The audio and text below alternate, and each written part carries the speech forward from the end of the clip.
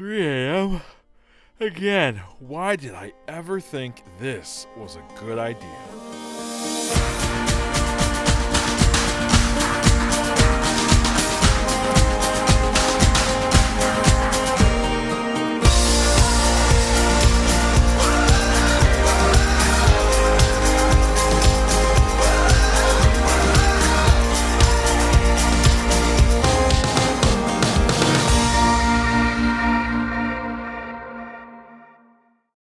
Hi friends, welcome to the Rise and Run YouTube page. We're trying out a new series where we're doing Ask Us Anything, but co-host specific. So each host, you can ask questions on Facebook and Instagram, and we will let you know who is going to be up next. I am so excited to be the first one to do this, and I will do my best to answer every question that I was asked. Before I get started with the questions, I did want to tell you a few fun facts about myself. This little guy here is Yogi. He is my 4-year-old Cavapoo. I've had him since the day before we went into lockdown for COVID. And because I work the COVID unit, I don't know what I would have done without him. The second fun fact about me is that I was inquirer from when I was in middle school all the way through actually even into college. And in high school for our senior year, I was in the top choir and we went to state and we got a perfect score. So we got 30, 30, 30, which was a huge deal. And that was just a really exciting thing. So if there's any choir nerds out there, you know how big of a deal that can be. We also got to go on a senior trip to New York, and we got to sing at the base of the Statue of Liberty and the top of the Empire State Building, which were absolutely fantastic experiences. The last fun fact I want to tell you about myself is that I have been a vegetarian for the last 3 years. Most of the time I do eat vegan. So if you have any questions about being a vegetarian or vegan, I'm happy to answer them. All right, let's get into the questions that you had for me. All right, so the first question that I'm going to go into is just kind of an overview of all of your questions about my coaching. Many of the questions that I got were coaching specific. I will try and go in subsets of what your questions were, but I may not hit every single one. So Laura asked, what is it like to be a running coach? Well, Laura, I am somebody, and you know this because you know me, I love helping individuals. So no matter what it is in my life, I'm constantly wanting to help people make their lives better. And what way to do it but bringing my love of running and my love of helping people input it together. Being a run coach is so much more than just helping people get to those goals for me.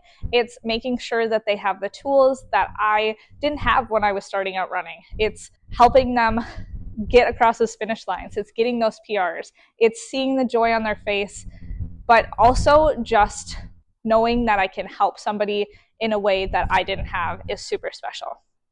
She also asked, what is my favorite thing about being a run coach? So besides helping people, it's definitely getting to see them hit those PRs, those finish lines that they didn't think were possible, and just overall getting to be the one to help guide them to something that I knew that they could do, but showing them the potential that they truly had. The next question that goes in with the run coaching is from Brooke, and she asked, how did I get into run coaching? And then to go off of that, Mike also asked, what inspired me to become a run coach?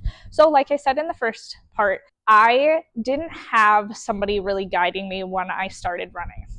There wasn't really any groups out there. There wasn't any people that wanted to help me as an individual as much as I needed it. And so I created Run Disney Motivational Team Facebook group, and then the First Timer Marathon Facebook group off of that one that we've all met, and then it created the podcast. From those ideas, since 2017, I had decided that I really would like to put all of that information that I'm giving into the groups into a business. So in 2022, I got my RRCA certification. And then in 2023, I got my UESCA certification to be a run coach. And in 2023 as well, I started my run coaching business. So having the opportunity to get to help people and being the guide that they may need because they don't have families or friends that necessarily support them, I'm definitely willing to help them out. So to the next part of the coaching segment, Jennifer asked, why do I have 2 certificates? Well, Jennifer, it's not necessary. It's definitely not necessary to have 2 certificates to be a run coach. I was originally just going to get the RRCA, or the Roadrunners Across America certificate, but when I did it, I found that they were catering more towards fast-paced runners, the people that are trying to Boston qualify, those type of runners. And when I brought up the idea of run walk, it wasn't reciprocated very well, and I wanted to have another aspect of learning. Another fun fact about me is I absolutely love learning, and so there's never too much information I feel like that I can get as long as it's valuable information.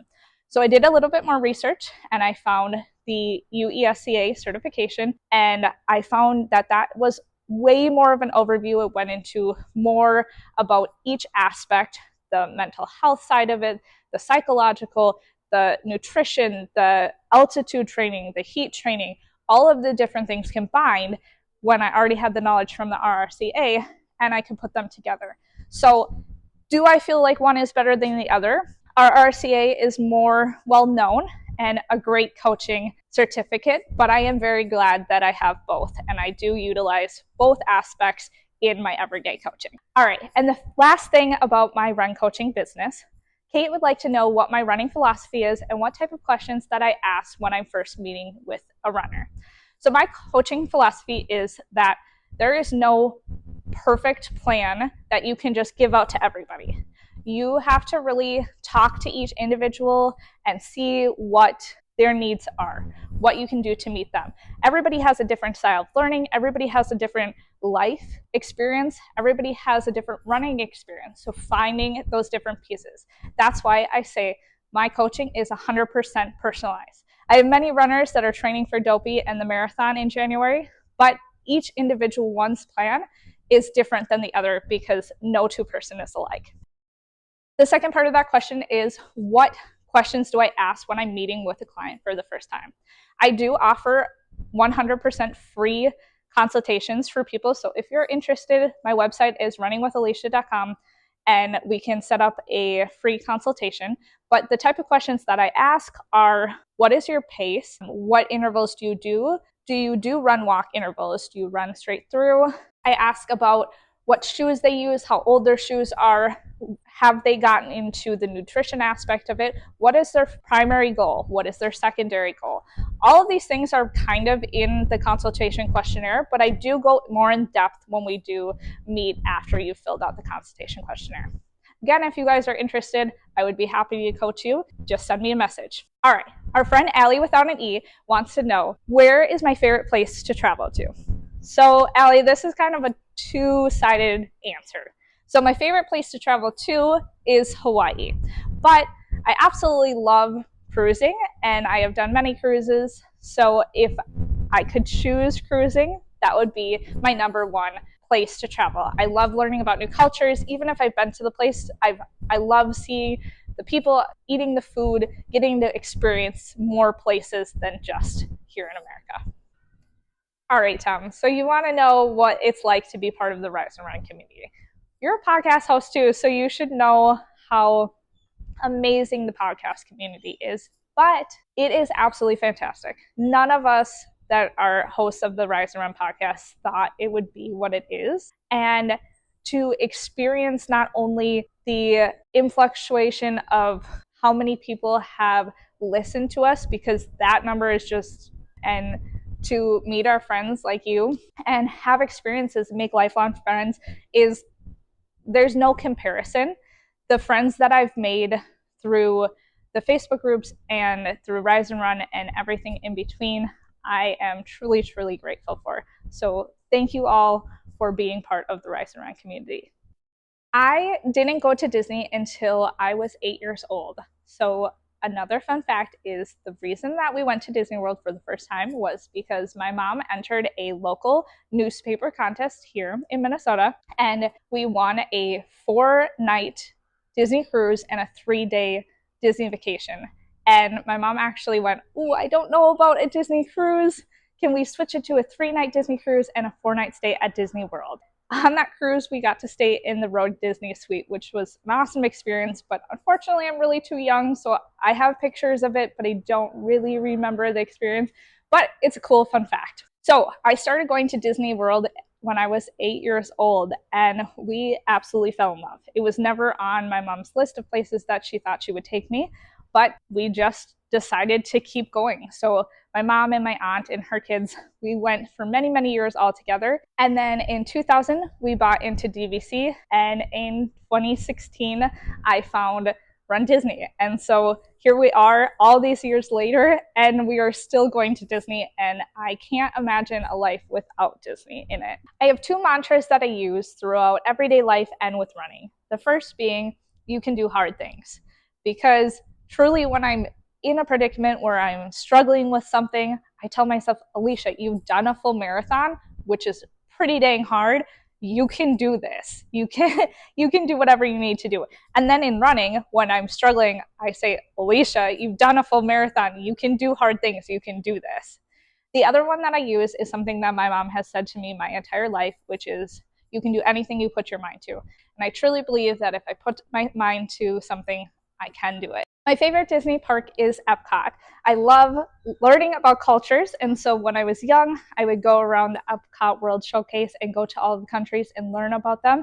I now love being an adult and going to the Food and Wine Festival and appreciating the foods that I can eat and the drinks and going around to each of the countries and experiencing it. What are my favorite post-run stretches? So I do have a YouTube video on my business YouTube channel, Running with Alysha, if you're interested in watching that, of a whole stretching sequence. My two favorite after run stretches are a calf stretch on a wall, so placing your hand on the wall and then stretching out the back of your calf while pushing on the wall. And then also, I love pigeon pose. That's not a pose that everybody is going to be able to do, but I struggle a lot with piriformis syndrome in my hips. And so the pigeon pose is something that I absolutely love to do. All right, Kay, I know this was a joke because Greg said for somebody to ask about what is the best margarita.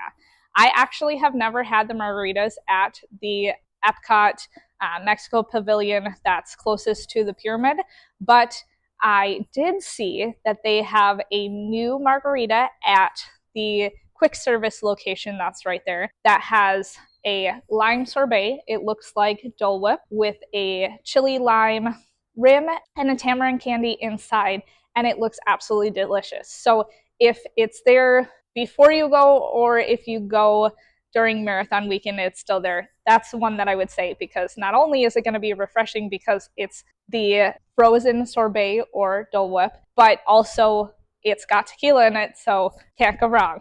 All right, and the last and final question, what keeps me coming back and what is next on my journey? So what keeps me coming back is all of you. It's my clients, it's the people in my Facebook groups, it's the Rise and Run community. I absolutely love to see what you guys are doing and get to experience the races with you. I am perfect status for Wine and Dine, so I will be back again this year for the 2-course challenge, and I absolutely love the marathon distance, so I will be back at marathon weekend for the marathon itself. I am going to try and hopefully get a PR as long as everything goes smoothly, but we'll see. As for things other than that, I don't have anything on my training schedule, but you never know, things can come up, and I'm excited to see what's next in my running journey. Thank you so much to everybody who took the time to ask some questions, and thank you for watching this. I hope this helped you learn a little bit about me. Happy running!